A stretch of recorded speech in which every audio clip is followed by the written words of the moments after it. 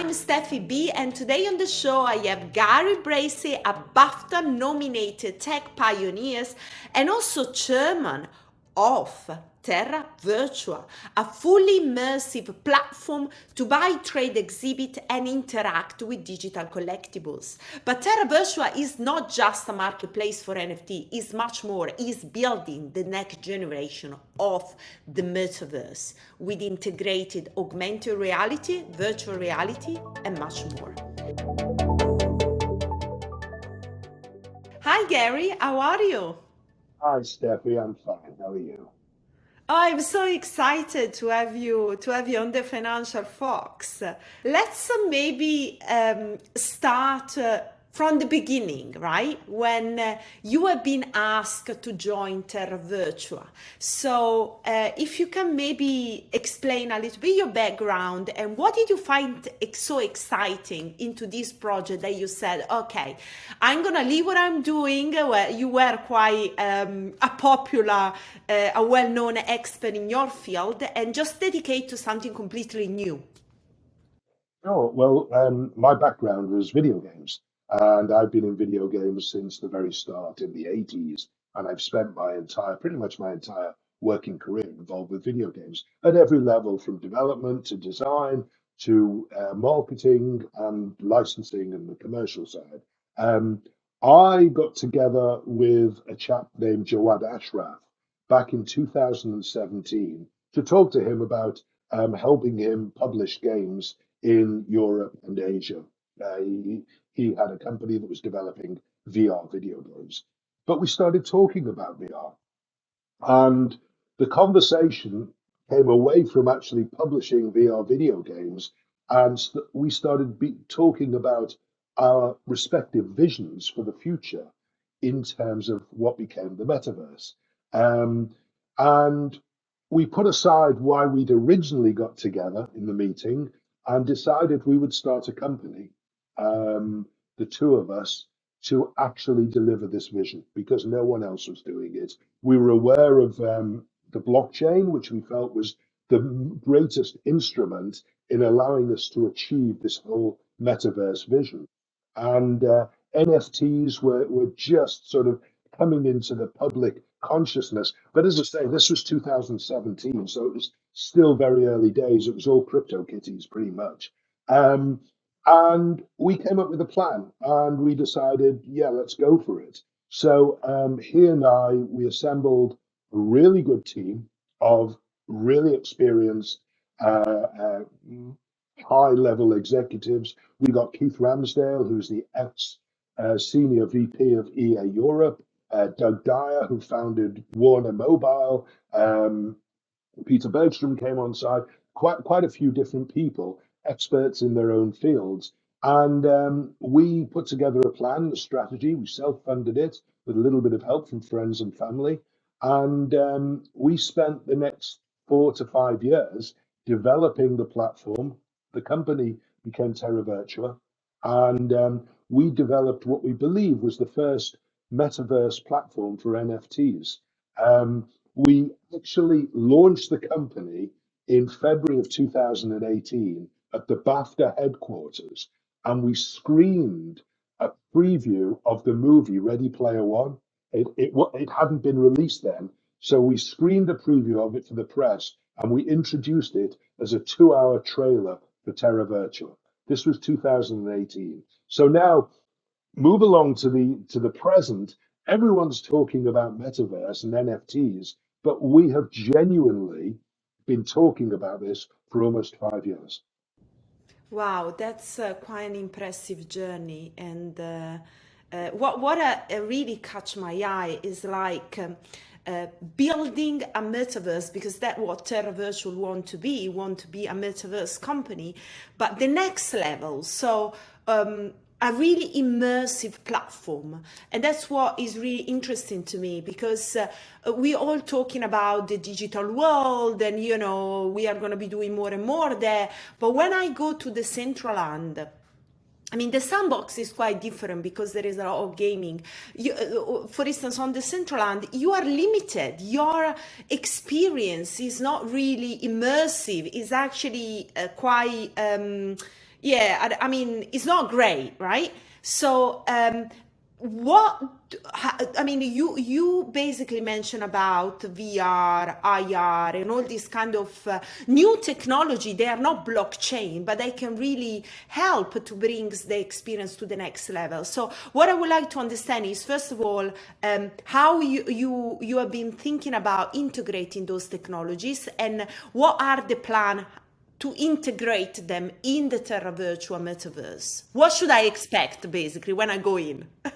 Okay, no, and perfectly good questions. I mean, I need to fill in some gaps. So in that 4 or 5 year period, um, bear in mind in 2017, when we were sort of considering this, the next big thing was going to be VR. Oculus Quest was about to be launched. Everyone was going to have an Oculus Quest headset, and it was going to be mainstream. So what we did, we actually designed the platform for VR. And then in 2018, when it was actually launched, it obviously didn't take off to the extent that a lot of people were expecting. So we had to pivot and we had to rethink. What we did, and stepping back a little, um, as I say, back in those days, all NFTs were just 2D. There were pictures, CryptoKitties, etc. We decided we wanted to take NFTs into the mainstream. And there are two ways we felt this could be achieved or should be achieved. One was fidelity, because you talk about the other 3D environments, and they're all quite voxel based, like Lego, quite low fidelity, low resolution. We wanted to bring out really high fidelity, quality models and animate them. So you would get video game quality in your metaverse in Terra Virtua. And the second thing was onboarding. And again, in those days, the primary, as it still is, the primary marketplace was OpenSea, but you could only trade or purchase NFTs on OpenSea with crypto.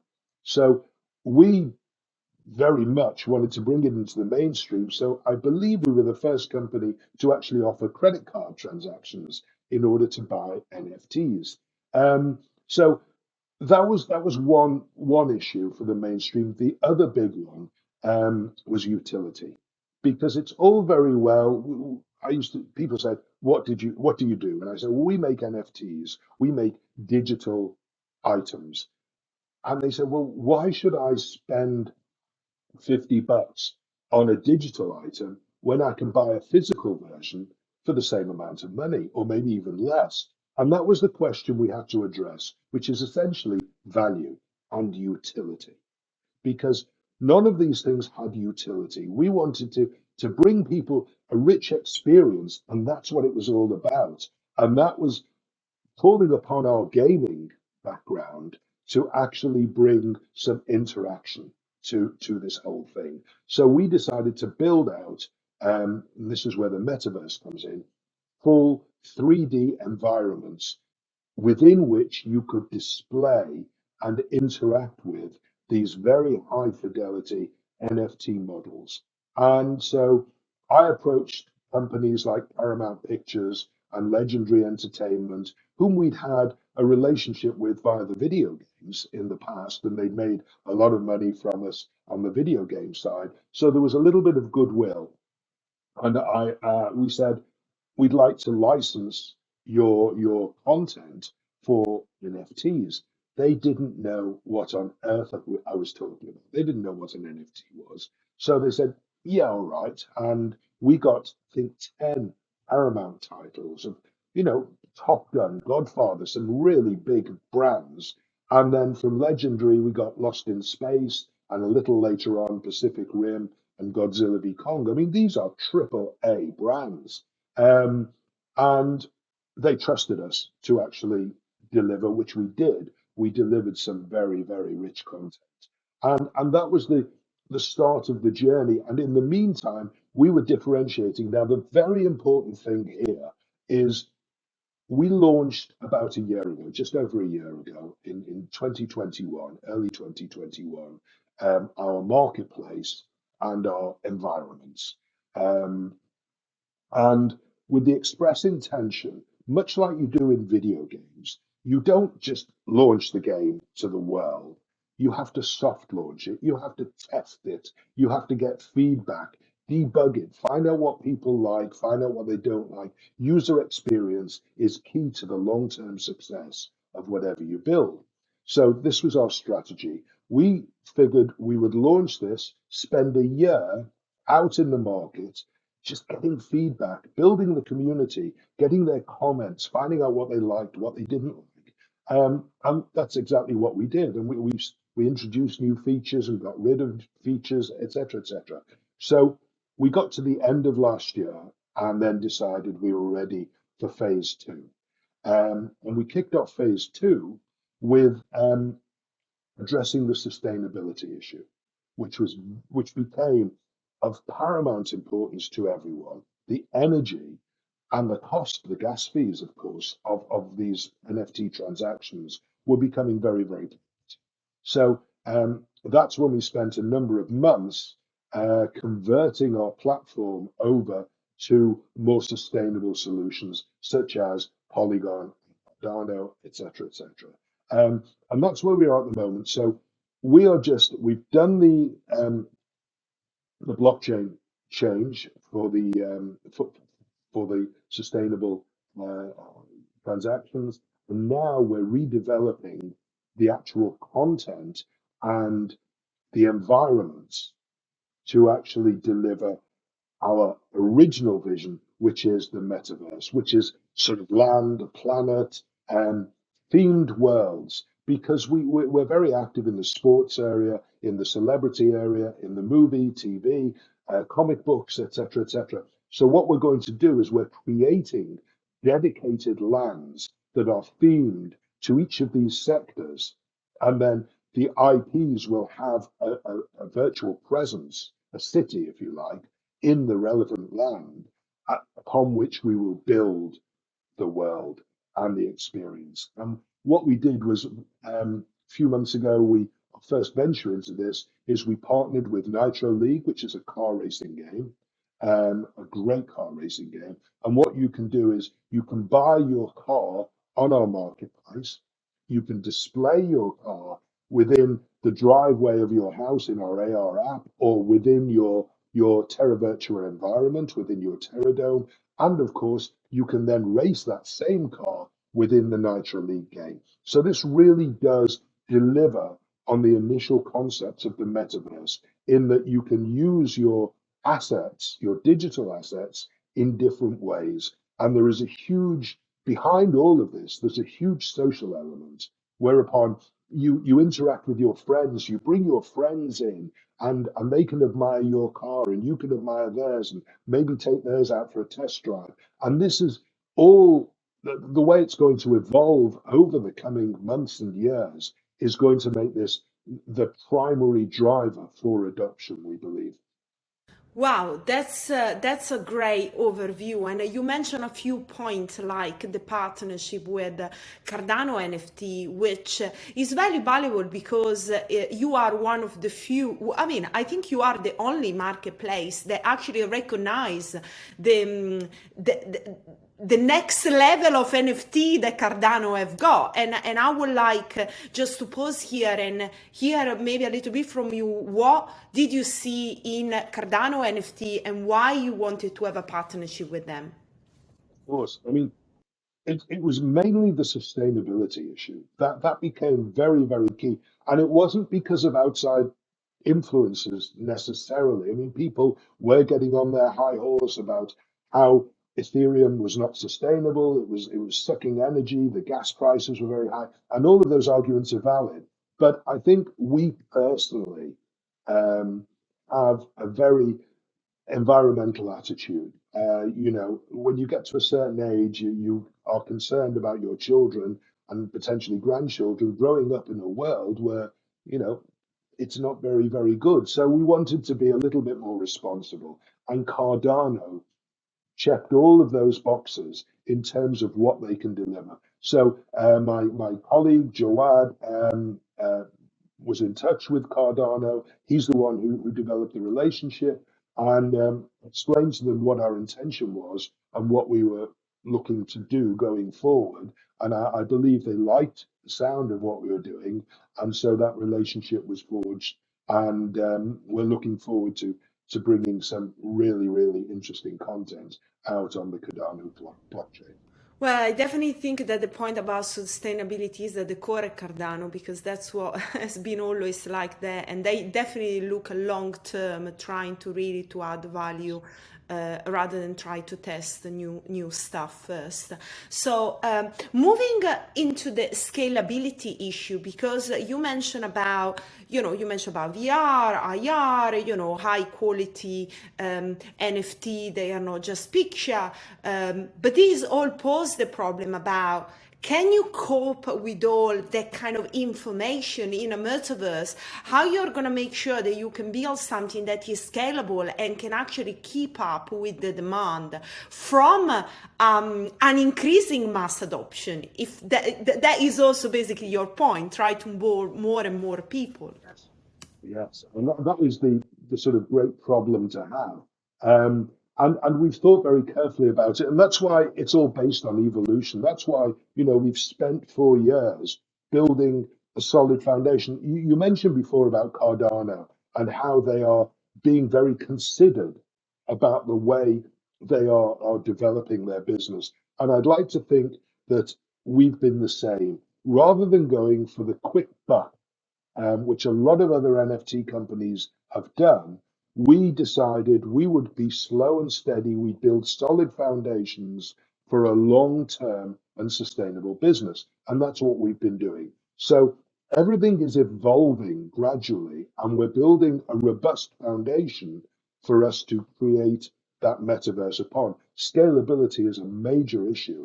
So what we are doing is we're looking ahead. We saw that one of the big sea changes over recent times and going forward is 5G. And 5G gives everyone access to, a pretty high bandwidth. So in our first iteration, when we had our environments for the metaverse, they were local or PC basically. You had to download an app client and you'd run that, and then it would run a 3D art gallery if you wanted to look at your art, or 3D fan cave, as we call it, if you wanted to look at your small collectibles, or the large Terradome, where you can display your Godzillas and your Kongs and your rocket ships, your big items, and of course the AR apps. Now, those are all local downloadable apps. What we are about to deploy over the next few months is a device agnostic solution. So it doesn't matter whether you have a mobile phone or a tablet or a PC, all of those devices will stream high fidelity animated images, your immersive environments, to feed that presence in the metaverse for Terra Virtual. Wow. Okay. If that, I mean, it is a big challenge, but I mean, I kind of agree with you. It's important to kind of analyze the problem at the beginning, and I like trying to. I mean, also the integration you're doing with also a side chain like Polygon, and the question is. Are you looking to go multi-chain? Are you looking to integrate more chain beyond Cardano and Polygon? It's a great question, and my answer is we're chain agnostic. I mean, it's very, very difficult to back a horse at this stage, particularly in crypto. Um, no one knows. It's a very, very volatile market. And we also don't know what's happening with Ethereum in the background. We know they're developing or supposed to be developing a sustainable solution. So, there's that breathing down our neck as well. Um, I think we have to be blockchain agnostic because the growth, we can't do everything. We're not that arrogant. What we're trying to do is build a structure to allow other people to participate. So for us, a little like the Nitro League example I gave earlier, most of it is about collaboration. So we want to collaborate with as many companies and partners as possible because we can't do everything. What we can do is give them the platform to integrate their solution in our environment, in our metaverse. And that's what we're doing. So there's going to be a white label solution. So it is all about partnerships, and that's what will drive the growth, we believe. Gary, I love that. It's just coming from a place of humility and understanding you can make a contribution, but you can't be, the king of everything. And I really appreciate that. I think it's fantastic. Just to wrap it up, tell me a bit about this partnership with brands, because that's your background, was working with big brands. I mean, you already land a great partnership with William Race. I'm expecting more and more partnership with celebrities. And what's your approach for brands? Because obviously they feel attracted to the digital universe, to the metaverse, but they also have to understand, they also have to evolve, offering something that is different from the physical product or what they've been offering so far to their customers. So yeah, I would like to hear from you your approach to brands and how you are building those partnerships with those big names. It's great to get such an intelligent question because I think a lot of people miss out on this. What's happened over the past couple of years is there was all this talk about NFTs and how they're going to change the world, and more recently, metaverse. So all the brands have been piling in and just taking very, very large checks for the license of their brands, right? And nothing is happening with them because there's no utility out. What we're going to be doing is offering this utility. We want to bring fans closer to the thing that they love, whether that's a person or a sport or a team or a movie. We believe we can be the glue that bring those together. And that's what we're trying to do, a much, much, much closer engagement on the social and community side. That's what the metaverse will bring. And when we present to the brands now, that's what we're presenting. We're not presenting and saying, we will pay you $10 million. And this is what, I mean, obviously, we've got to pay them a good amount of money, but that's not the proposition, because the proposition has to be, like the rest of our business, long term and sustainable. And it's like in the early days when I was licensing, I was with a company called Ocean Software, and we became very famous for licensing movies to make games from. So what happened in those early days is I'd go to movie companies and I'd say, we'd like to license Top Gun, for instance, and they'd say, okay, how much will you give us? And we'd say $10,000 or whatever. Fine, that's all. And they just take the check for $10,000 without thinking there was a bigger business behind it and they could make more money. What happened? There was a sea change when we launched a game called Robo, based on the movie Robo, which was phenomenal. It just flew. And I think we paid the company a $20,000 guarantee, Orion Pictures. But then it started to generate incremental revenue for them. And it started to generate a lot of money for them. And all of a sudden, video games started to get taken seriously because the brands, the movies realized this was actually a profit center and they could start generating significant income from licensing movies into games. And I think we're going through the same uh, thing now with the metaverse, whereas companies are going through that initial stage of just trying to get whatever check they can without any thought about it there being more behind it. And I think we're just coming to that transition period whereby they're thinking more about the potential benefits long term for not just revenue, but also those brands, because they've got to move, and everyone's still licking their wounds after getting it so wrong with MP3 and the music industry, getting it so wrong with MP3 and just ignoring it and it'll go away and missing out on such a huge opportunity.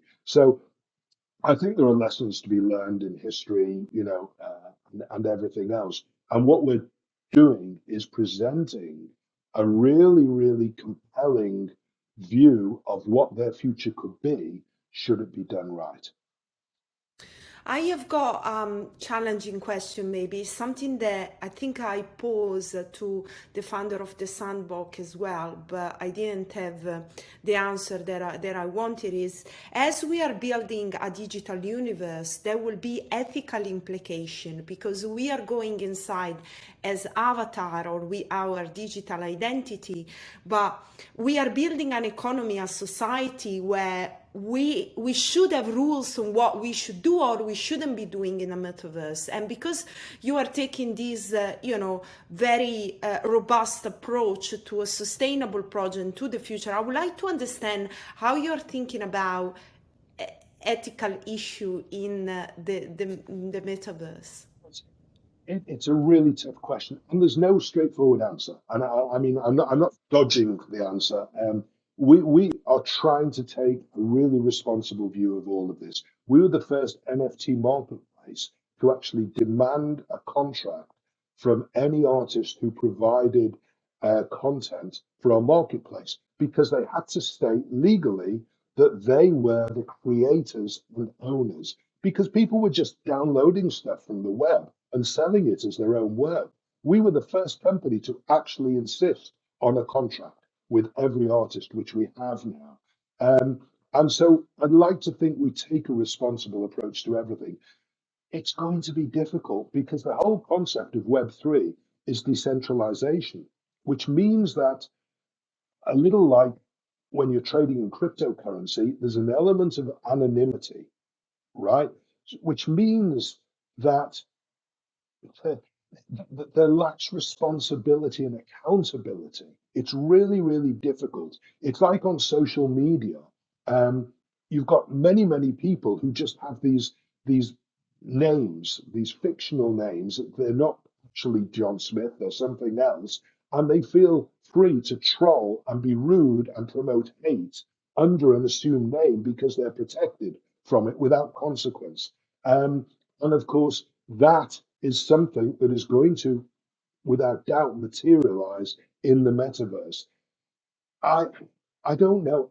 Regulation is a really, really bad word. Moderation is probably better. And what I think we would do, and again, it's got to evolve. There's no perfect solution. But thinking off the top of my head, because we have thought about this, is we build a community, a responsible community, and they would be our first line of defense. So if you see something happening that you believe is wrong, report it. So report it to our moderators. We'll take a look at it. We can ban people, we can close them down or whatever. It's not ideal, but I think it's impossible if it does get that big and there's tens of millions of people online at once. It's very, very difficult to moderate and keep up with all that. I mean, the social media companies have that problem anyway, and they're trying to address it. I don't know what the ideal solution is, but we would call upon the community in the first instance to let us know, and we'd have to be very diligent in acting upon those complaints once they're proven to be valid. I like that things that you basically kind of like trying to make people more responsible because that's also what is happening with crypto. You know, you have your wallet, is your responsibility. So we are kind of moving towards being more responsible as actor in the economy, and at the same time something that would be interesting is to build that kind of incentive based ecosystem where if you use your identity to do something bad, it's gonna turn out to be bad for you. So if we are gonna be able to build something where people are actually motivated to do good stuff on themselves, otherwise it would be auto-destructive, then maybe that could be a solution, but it's a challenge, It definitely. is. That's a great idea, Steffi. The only problem is it upsets me to think you might have to incentivize people to be good, or put it because people should be good anyway. I know that's not the real world, but it's upsetting that you have to consider solutions like that. Um, as I said, there's no ideal solution, but we will.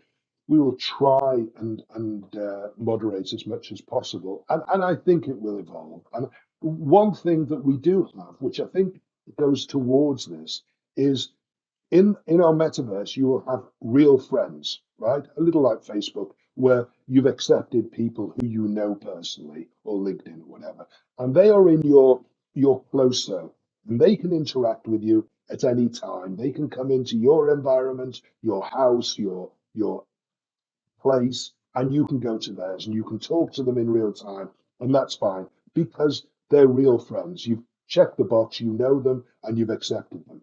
And then there are communities whereby we'll put people together who share a common passion, whether it's a football team or a movie or a comic book. And those will be communities based on content. And that's where you can lose a little bit of control because these people don't know each other. So hopefully the idea is you can form friendships, and hopefully that's what will happen. But you'll always get some renegades in there who are just in there to cause trouble. And then it's up to the community to report those people, and we kick them out and we say we don't want you back again. Yeah, I think we can. We are really going to shake up all the concept about, even that is also some kind of like politics connotation because you are really building a democracy where, decisions are made by the community and not by a central authority that would just say, okay, you ban, which is exactly what Web2 has been doing. Is Yes. really about, you are not so responsible. We need to look after the people, and that's what regulation is doing because you are not able to make your own decision, or you can be protected by other people. I mean, I'm really looking forward to see how this all is evolving because I know now it's just, talking, brainstorming, shaping up what could be the future. But that's what we have to do. We have to discuss because Yes. otherwise, we get stuck in what is now and what was in the past. And That's right. And it's yeah, trial and error. I mean, we're going to make mistakes. Everyone's going to make mistakes. And it's how exactly. quickly you address them and how well you address them and how responsibly you address them, which is going to make the difference. Fantastic. Gary, thank you so much for coming on the show. It was a fantastic interview, and I'm really looking forward to see what next Terra Virtua is going to bring, and definitely looking forward to try myself. Me too. Steffi, it's been an absolute pleasure. Thank you. And thanks for the great questions. And look forward to speaking to you again. If you have any feedback or any comment, you can always add it in the comment section of the video or DM me on Twitter or LinkedIn, and I will come back to you.